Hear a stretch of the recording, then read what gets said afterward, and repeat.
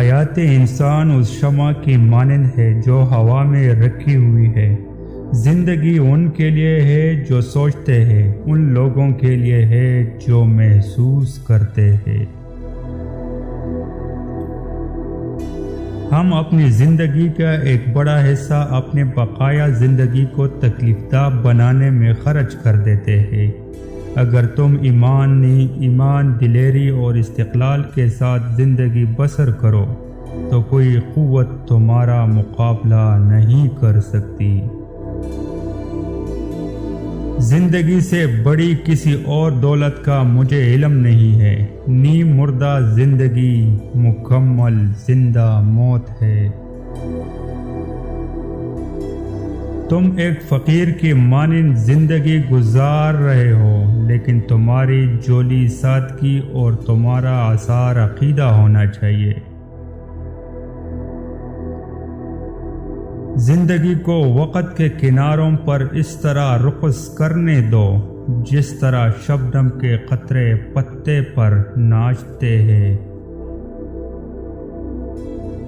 زندگی میں کبھی ایک لمحہ کے لیے بھی ٹھہراؤ اور ثبوت نہیں ہو سکتا، بلکہ اس میں ہمیشہ مسلسل طور پر کچھ نہ کچھ ہوتے رہنا چاہیے۔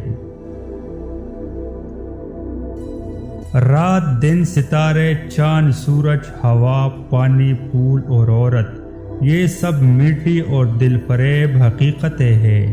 زندگی میں بڑی کشش ہے اور کون مرنا پسند کرتا ہے؟ تمام جانور سوائے انسان کے اس حقیقت سے اچھی طرح واقف ہے کہ زندگی کا اصل مفہوم اسے ہنسی خوشی زندگی بسر کرنا ہے۔ خاندان کی فلاح و بہبود کا انحصار بڑی حد تک عورت پر ہے۔ وہ گھر کی چاردیواری میں چلتی پھرتی ہے۔ زندگی سے دو بڑے فائدے حاصل کرو۔ اول، اس شے کو حاصل کرنے کی ہر ممکن کوشش کرو جو تم کافی سوچ و بچار کے بعد چاہتے ہو کہ وہ تمہیں مل جائے۔ دوم، جب وہ شے تمہارے قبضے میں آ جائے تو اس سے استفادہ کرو، اور ایسی صلاحیت صرف عقل مند لوگوں میں ہوتی ہے۔ خود غرض انسان اپنی ذات سے بے پرواہی نہیں کرتا۔ خود غرض انسان سب سے بڑا کمینہ انسان ہے۔